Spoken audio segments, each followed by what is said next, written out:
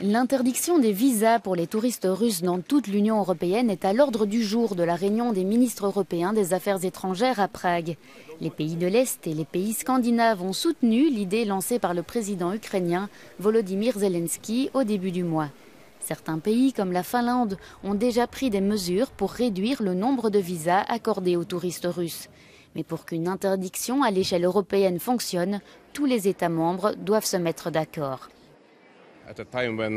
À l'heure où, par exemple, les hommes ukrainiens doivent se battre pour leur liberté et la liberté de leur pays, les hommes russes peuvent venir dans les pays du sud de l'Europe pour passer des vacances ou faire du shopping dans les belles villes européennes, et ainsi de suite.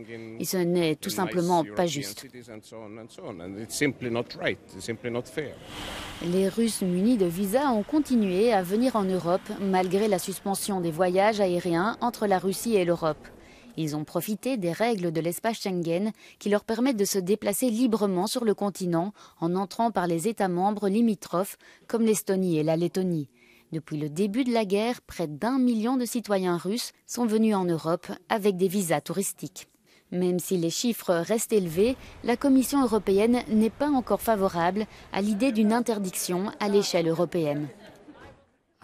Je ne pense pas qu'il soit utile de couper les relations avec la population civile russe. Et je ne pense pas que cette idée obtiendrait l'unanimité requise. Je pense que nous devons revoir la manière dont certains Russes obtiennent des visas, certainement les oligarques ou pas. Nous devons être plus sélectifs.